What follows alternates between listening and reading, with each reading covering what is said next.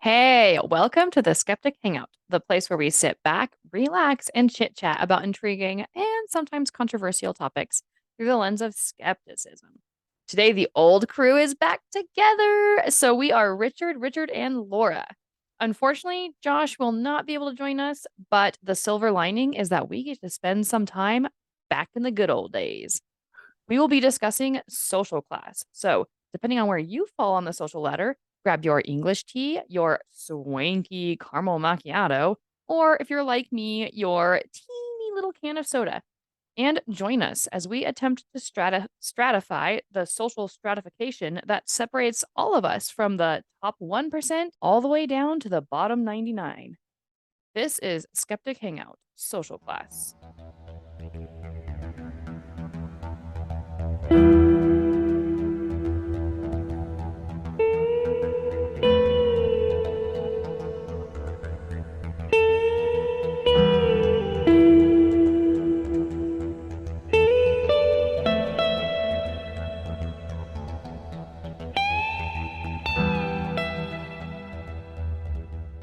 Dude, I like forgot to breathe through that whole introduction. I don't know what I normally don't hold my breath, but I was like, whoa, what's going on here? All right, so social class. That's an interesting one to me because I think of it more in terms of concept versus like how it's applied in society. So I'm curious where you guys want to go with it. Well, we're from Britain, so we I think it's a big thing here. Yeah. Depending on kind of personally, it's something that's never really bothered me, but from where I'm from, it's a very big thing, and working class and which is the area I'm from, is very, very much a thing to be proud of. I'm guessing by the way Gil's nodding his head along, he's kind of feeling the same. And Yeah. there is a big, I think there is a big stigma about it. I've been very lucky that I've met people of all the classes, and I've and I don't mean lucky that I've met people who are better than me, air quotes. What I mean is I'm very lucky that I've had the experience of meeting lots of different people. Can I And can I just butt in? Are you allowed to just say air quotes without doing air sorry, quotes? the air I quotes. know Yeah, I I was say very quote conscious of unquote. our radio listeners Yeah, yeah. rather than the viewers. Yeah. I've met people of all the three classes: the middle class, working class, and the upper class, and I get on fine with all of them. I've only ever had one problem, one instance, which I'll tell you about in a bit. But I've only ever had one instance where I've thought that has made a difference, and in every other respect, I've never had any kind of issues whatsoever with them. So I was just looking at Laura's face when you said the three classes, working class, middle class, and upper class. And I'm assuming, therefore, Laura, that there's some difference across the pond in terms of like terminology for classes within No, there society. isn't. It was the way he said it because he said middle class, working class, upper class, which put working class sort of a step above middle class if you're kind of going in like a stratified order. And I was like, well, no, wait a second. How is your middle class your lower class? No, Right. it's not. I And wasn't I doing it in order. realized, yeah. And I I was realized mixing it up after a a bit, second, I was keeping like, it interesting. oh, yeah. You're keeping me on my toes. So it did. It confused me for a second. But I like that terminology better because we tend to call classes like almost derogatorily like lower class and upper class tends to be just as derogatory as lower class for a lot of middle class people. um just because the way that people view people outside their own class system. But I like working class better than calling them lower class, because I think that it describes them more accurately without making their status somehow less than the middle class, if that makes sense. Because I think as well that we think traditionally in Britain of working class, middle class, and upper class as being like the three set classes. But I think nowadays those sort of terms are not necessarily the most accurate in terms of representing what modern Britain is like. So, like traditionally, I guess me having gone through university and I'm now a teacher and doing all those other things, like technically in the past probably would have put me in the middle class bracket, but then I also certainly don't see myself as middle class because I was certainly brought up in a working class. You know, my dad worked in a foundry, my mum's a cleaner. You know, I was brought up in a working class family, in a working class household, and I feel like my values are those of working class values. But I also have been to university and done all those other things. You know, I don't fit the traditional sort of description of what like job a working class person would do. You know, I don't work in a factory. I don't work doing anything manual whatsoever. I avoid anything manual if I ever have the opportunity to do so. Um, but so, and I mean, I don't know if there's necessarily like more up to date descriptions of what the class. I guess it's less. I think the point I'm making is that nowadays the class that you are is kind of a bit more fluid, or the classes are not as quite, you know, strictly like, yes, you are definitely working class, yes, you are definitely middle class. But yeah, certainly going back to what Jennifer was saying, there is a big, I think, pride in people who do class themselves as being working class.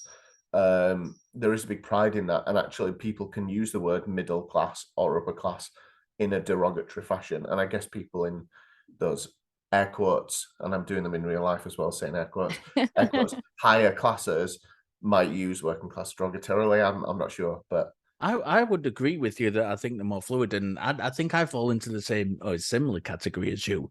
Is in that, you know, my wife's a teacher, I'm a manager at Royal Mail, and I'm currently at university, and I'm not a traditionally but I grew, I like you, I grew up, my dad was a bus driver and my mum was a higher education teacher. And that was something that came on like later in her life. She retrained and did that. And I think it is a little bit more fluid now. I think there's a lot more. I think there's a lot more crossover between working class and middle class now than there used to be. And I find that a bizarre system anyway, because I think most middle class people do work. I think.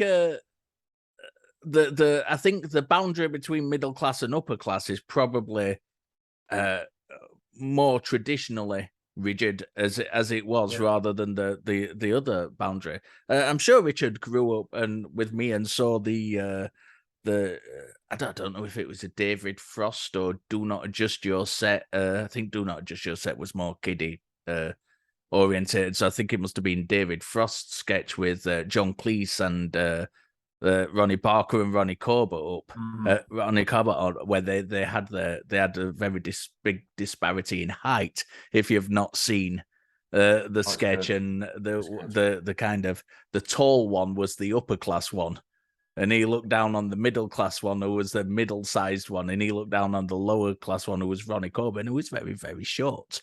And so it kind of was a visual representation of it, and that was I think late 60s. It must have been late 60s because it was before Monty Python, and that started in 69. So I'm guessing around 67, 68 time, maybe a little earlier. And I think that stayed in place quite rigidly until the kind of Thatcher era. And in the Thatcher era, that, class became a real big thing in Britain, and was, emphasized a lot, especially working classness. I think interestingly, I think class has been significant throughout cultures ever since cultures started moving from like the hunter-gatherer and small settlements into big cities and then basically countries. Social classes have never really not been a big deal as far as I've looked back or ever studied historically. Like as soon as we started stratifying people into classes, those classes meant something and they were a big deal. I think the level of respect may change from culture to culture and from time to time. Today, they're almost like it's almost as though the lower classes that are doing the producing and making the things and keeping our civilization and our economies running, those are the ones that are looked down upon the most. Which to me is kind of bass backwards. But I don't know. I just think it's interesting that you said that like it became more important. I'm wondering if it kind of goes in and out of our social consciousness, right? Like whether or not we emphasize class or care about class.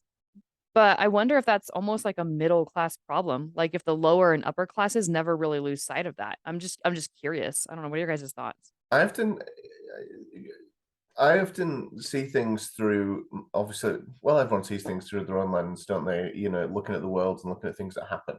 And I think about things that I see taking place in Britain at the moment, where we've got like loads of people on strike, for example, like across the country in various different sectors.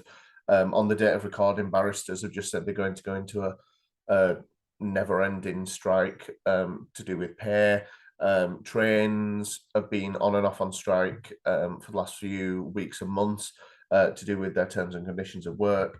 Those are just naming a few. And I often think about how all of these things are working class people standing up for their rights against the people who have power over them. But nowadays, I don't know if it's necessarily that the working class people are standing up and defending their rights against the upper class necessarily, because I think often it's not really the upper class which are in play. I don't know if that makes sense. So, you know, at one time it would always have been the upper class in terms of like it would have been the big landowner, or it would have been the duke of somewhere, or the whatever, you know, the traditional sort of aristocracy in the UK, which isn't really a thing in the US. But certainly, I can't remember what was your question. Well, just that Gilliver had made the comment about how that class became more important in Britain, Mm, like what during the 70s or the 60s. Like it was more like they were focused more on it. And I'm curious about that because when I look back in history, it just seems to me that class is always a part of the narrative. It's always like a significant part of either the problem or the solution to a yeah, culture's success. and I I don't think think it. I don't think it came to prominence in the 70s. I think it has always been there. I think I was referring to kind of my memory of Mm, the way things were, yeah. and how that has changed, how it has changed now from then. I don't think it was kind of a peak then. could you If possibly you argue like, that over the sort of the early 2000s and in that sort, I mean, I was only young then, so my memory isn't quite as politically astute as it is for sort of, you know, later time. But could you argue that sort of class felt as if it was less important in that time? And to me, it seems to be more important now. Like uh, people are having to once again, as working class people, fight for their rights, fight for, you know, basic sort of protections as workers and things like that. Whereas that really I hasn't think been it's as big a thing. possible that and just as an aside before I say this, I was listening to an economist Economist. recently who said that kind of you do get kind of peaks and troughs of industrial action Mm. Mm. over like a X amount of year period, and we're kind of coming into one of those peaks now. But I think that, and this is just me thinking on the fly. I've done no analysis on this whatsoever and wouldn't know how to. I wonder if we've moved from kind of a time in the 70s and like leading into the 80s and before that where class was very much linked to the political party you were in. So if you were a conservative, you were more likely to be of upper middle class or upper class persuasion, and if you were a Labour man, you would come from a traditional working background. And I think that's changed now, and I think on both sides you've got a mixture of people from different backgrounds. You've got, as you know, quite a few kind of publicly educated upper middle class and upper class people in the Labour Party. And I think it's more, I feel that it's more kind of leans more towards political ideology now, class, rather than class proper and to what class you're born into. I don't know what your guys' opinions are on that. That's interesting because I've always seen class as being really intimately linked with income. And I do like it fascinates me. It's something that like I think I would have to think more on, but to point out the link between one's political persuasions and one's social class. Because I agree with you. I think that traditionally the roles were that the more conservative people were the ones that were kind of really set in middle class, maybe upper middle class, who have a good grounding of their economic status, and that plays into every facet of their life. And then the more liberal ones were the ones that were more lower class and more struggling, like, hey, you guys don't even know what it's like for us, right? And so there was sort of more of a stratification there, both politically and economically. And I'm wondering, and again, this is also just meanderings off the top of my head. I'm wondering if that has a lot to do with social media and the internet, and how people of all classes now are sort of all getting this barrage of the same types of information, accurate or inaccurate, right? All at once. And so we're able to digest information outside of sort of our clique. And I know that kind of sounds weird, but I'm wondering where the play of social media and internet comes into this now like melting pot of political ideas versus economic statuses and less stratification, or if it's even just um perceived versus real. Like if there is still a pretty significant stratification, but you're now seeing the few that belong to a political party that maybe goes against what their social status would have predicted. Yeah. Maybe they're more visible now because of the internet and social media, whereas they were still there before, just in smaller, more obscure numbers. But I'm that's a going. fascinating question. I'm going to start talking and hope that what I end up saying addresses some of what you just said. So, as always, um, it's interesting because I always think, like Gilliver, you were saying, traditionally in the UK, we have loads and loads of political parties, but the two big players are the Labour Party and the Conservative Party. Labour Party, obviously, Labour Party was founded by basically trade unions wanting to have more political power, and it went from there and became obviously a really influential political party, which has been in government quite a lot. The Labour Party founded the NHS and enacted loads of things to do with sort of social security and those sorts of things. And traditionally, if you were working class, you voted for the Labour Party, and those were the sort of values and things that you stood by.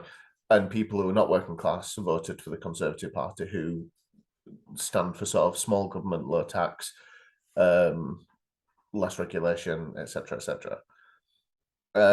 So, one of the things which I think is fascinating nowadays is how the Conservative Party in the UK has convinced working class people to vote against their own interests. Ooh, Because yeah. I think social media has turned what should be like big fundamental ideas about values and what we want our society to be into 10-second sound bites and slogans, and it's sort of the bite-size ability of everything. And so even if,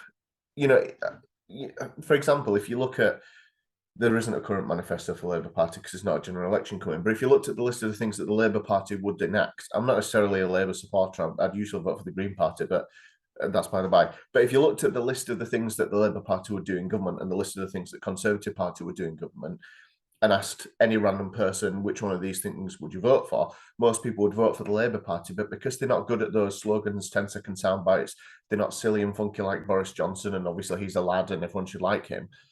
And I know he's on his way out, supposedly, but that's another story. Because the Labour Party are not good at the soundbiteness of politics, people don't really care about what's in the manifesto and what the actual policies are, and instead think, actually, this guy over here in the Conservative Party is the one I want to back because I can relate to him, he's funny, I enjoy listening to him. And it's turned very much into personality politics rather than politics of actually what happens. And so you do have a situation, like I say, where currently, in the 2019 general election, which was the last one, there was a massive landslide for the Conservative Party in traditional working class areas of Britain, especially in England. Because as a result, working class people have been convinced to vote against their own interests. And I think a big part of that, like I say, is social media and the bite-sized ability of politics and how people look at information that they're presented with. Boris Johnson was a kind of a celebrity many years before he was Prime Minister, though, because he appeared on British TV kind of I don't even know what you'd call them, comedy stroke panel shows. Yeah, like Have I Like, Got News for You's on Have I Got loads. News for You? Yeah, that was Yeah. the big one. I don't know if he's been on Nevermind the Buzzcocks a couple of times, maybe. I'm not sure. Yeah, so he was in, and at the time, he came across as kind of a funny, lovable buffoon. And I think that And because of the endeared a position lot he was of in, he was a working class harmless, people lovable buffoon. towards him. Sorry, Richard. No, I was just saying because of the position he was in as just the mayor of London or whatever, for most people, he was a harmless, lovable buffoon. Yeah, and I think that kind of swayed a lot of people who wouldn't traditionally have voted for him towards him. I think he was on Have I Got News for You quite a while before he even became mayor of London as well. Yeah, from what I remember, probably So before you were born, Richard. I know absolutely like diddly squat about Boris. Sounds like a guy that a lot of people love to hate. It's like the And British probably Trump. someone, yeah, that's the kind of impression I get, and someone that I probably should do a little bit more research on. Except that I'm still trying to get over my modern aversion to news and politics that I kind of, developed over the years. But it's interesting because the way that you guys talk about the working class voting against their own interests, like that, it's interesting the ways that British and US politics like overlap nearly flawlessly. I know that there's some nuances and some differences to be sure, but um it's like you guys are talking about the Democratic and Republican parties and how often people vote against their own best interests without even really knowing it. And I certainly see that in the Conservative Party, obviously Republican, but I think it's more relevant to break them up into conservative and liberal. It's more accurate to the way that we're discussing things. But you have a lot of people in the Conservative Party that don't realize that they're voting against their own best interests. But interestingly enough, I even see that in liberal, like the Democrats, a lot of times when you talk about like we need to tax these people and those people this and da da da and like trying to get more things for the lower working class, they don't always have the broader perspective of how they're hurting themselves. And I'll give you an example, like my brother being a small business owner, some of the things that the Democratic Party is pushing really harms small businesses. Well, those small businesses are employing those people who need those jobs, right? And those people that have those jobs are striving to get to a position where they could potentially either own their own small businesses or find some sort of success. Well, that kind of voting kind of puts them in a situation where they don't realize they're shooting themselves in the foot and like biting the hand that feeds, right? Because who they're really trying to attack is like that top 1% or that top 3%. But who they're really attacking with a lot of these policies is that middle, I don't know, I'd say like almost like, I don't even know what the percentage is, but the good chunk of the middle class people who are just striving day to day to keep their businesses open and just trying to make a buck, but they're the ones employing these people. Right. And so it's interesting to me to see the way that politics there's a lot of movements towards trying to get laws pushed and people into the government who are going to benefit them, sure, like with social programs or with human rights laws, and that's all really good. But then you tie on those same people are pushing agendas that's going to harm their ability to like for example, like when you talk about like forcing small businesses to do certain things for their employees that are so expensive that the small business now goes out of business, right? It's great that those employees need those services, but it has to be done in such a way that those businesses can also maintain their business and provide those people with jobs to begin with, right? It's I don't know if that interesting makes that, any isn't sense. it? Because like a lot of the things that you're referring to are into are kind of workers' rights, aren't they? And so, like, Right. whereas in the UK, we've got as workers so many more rights, from what I understand, compared to Americans. We have Mhm. a legally mandated number of days off a year for holidays. There's like loads of different rules in terms of like sick pay and maternity pay, paternity pay. But like all of those things are being fought against by the higher up classes, like the middle and upper classes, as time's gone on. But what they Mhm. are protections for working class people. So I it's different for me because I'm a teacher. But say if I was just working in an office and I had say 28 paid days leave a year, that's something that is a right in the UK that's been fought against. And I think it's hard because you're right. Lots of the things that are lots of the things that we're talking about make business for was it your brother, sorry, or was it your brother? Yeah. Just like Like small more, businesses in general, yeah, you small know. businesses in general Yeah. though, harder for them, but it's things that protect the lives of working class people, and it's things that through time have always been fought against in terms of this is going to put businesses under, like raising the minimum wage, Mhm. doing things like that. It's going to put businesses under, it's going to do this, but people forget that if you raise the minimum wage for working class people, they've got more money to spend within the economy, which means businesses do better, and it follows on like that. And it's really easy to think of these things as, oh well, you hit it. I'm not speaking to your brother's business specifically, but Yeah. all these things are, yes, going to affect businesses and their turnover, cash flow, whatever, but they're also important because working class people throughout history have had to fight for rights of things. And it seems like in Britain, at least historically, that seems to have turned out better than America, because I look at, whereas in America, people don't even have the rights to healthcare and things like that, which now, in Britain, fundamental basic rights that we take for granted almost. Yeah. I think that almost makes my point, at least, and I know that like it may have been misstated a little bit, but almost makes it stronger, because that kind of stuff is exactly what I'm talking about. Like the kind of legislation that would get people protections and would get them the services they need, it would take a lot of the pressure off the businesses and put it on the government or their local, either their local government or their federal government, right?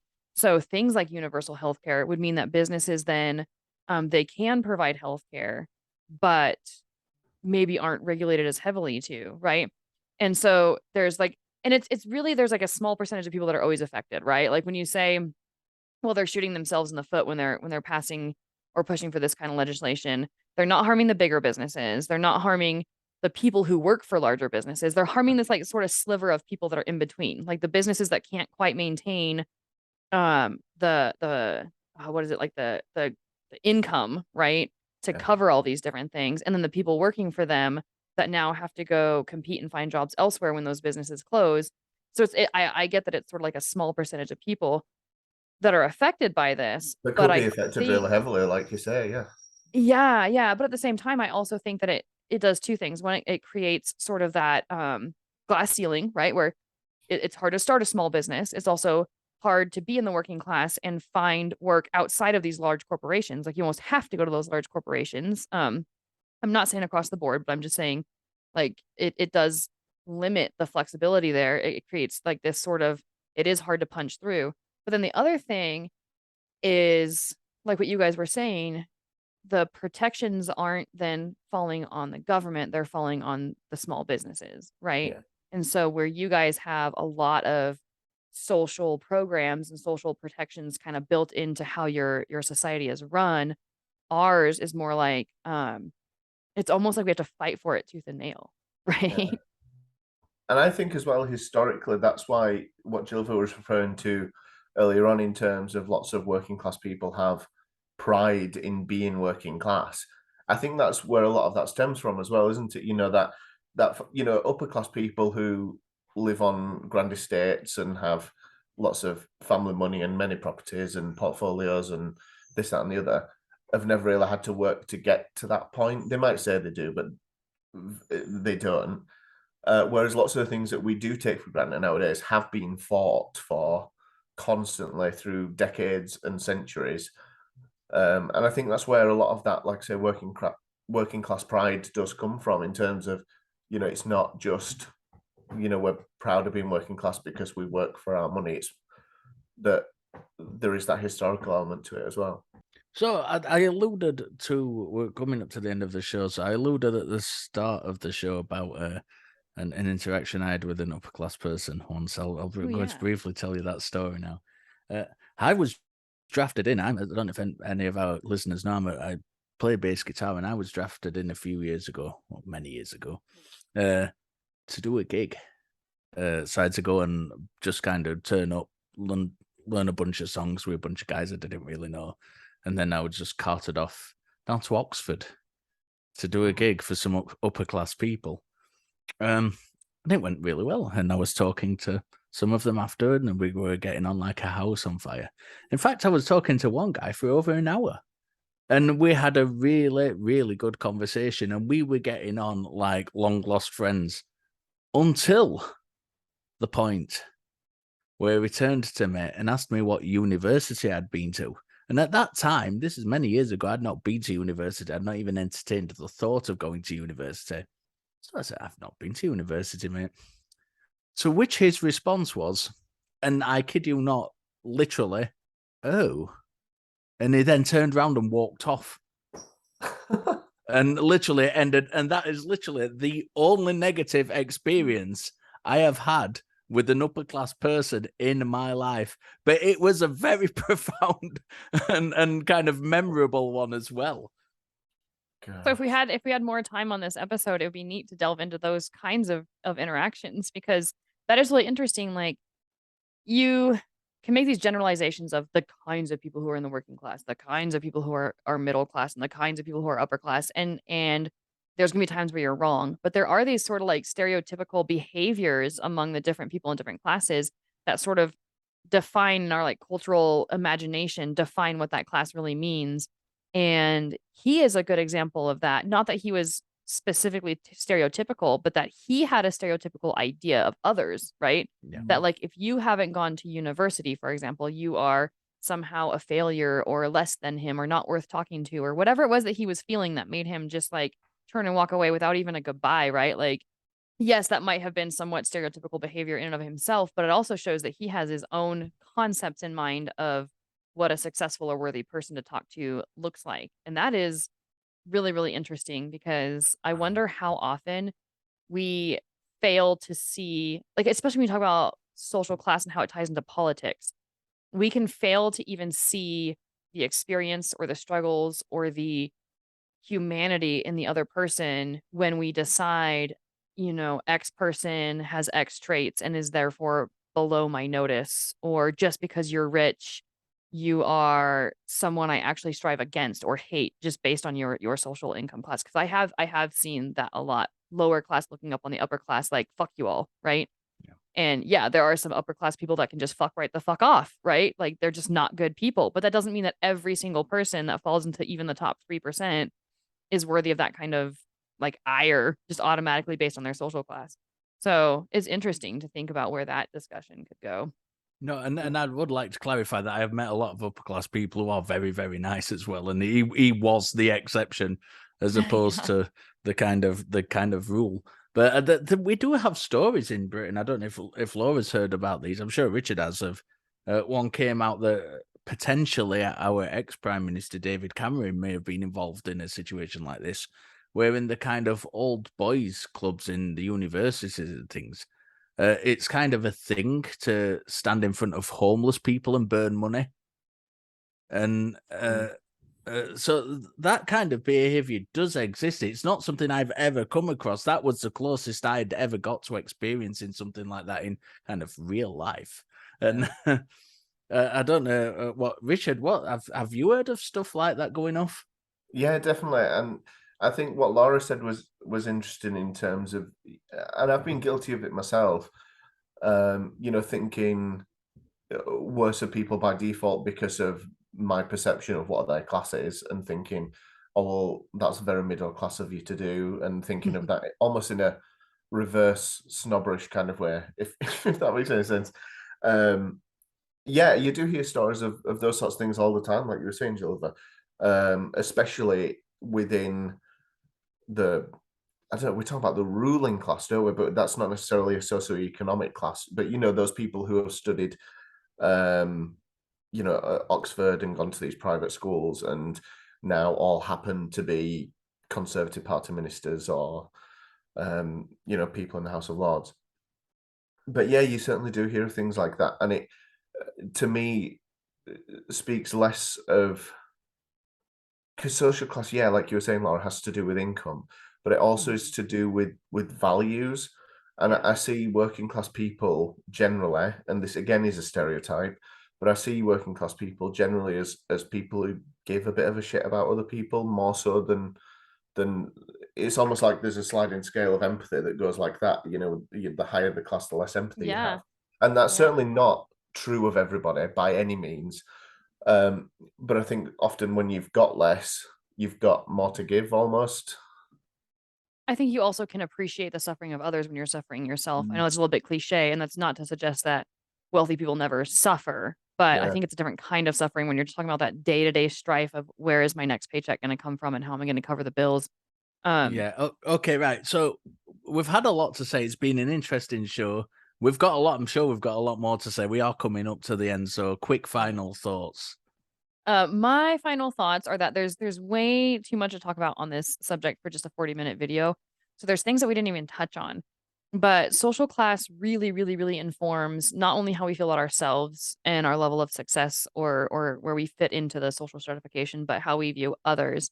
And so I would be fascinated to take this to Facebook and kind of suss out how people feel about like, so you have the upper class that's like, well, don't mess with us and our money. We're the ones that are creating your guys' jobs. And then you have the lower class that are like, we want the same care and stuff as you guys have. Where's the middle ground? That's my question. Is there a compromise to be made? And I'll pass it off to you guys because I know we're rumming Yeah, up on take it to Facebook, and we are all working class, so please go to our merch store as well. Richard. And I was just going to say it's been a really interesting conversation, and I think it's allowed some good skeptical introspection on sort of my own thoughts and hang-ups about class and thinking about other people as well. But yeah, certainly, like Gilliver said, give us money. All right. Well, on that note, ladies and gentlemen, don't forget to keep questioning. Interrogate your beliefs. That's my line, Gilliver. You should have been And faster. stay skeptical. We got to end this. We got to sail this or put this ship to shore. All right. Bye, all.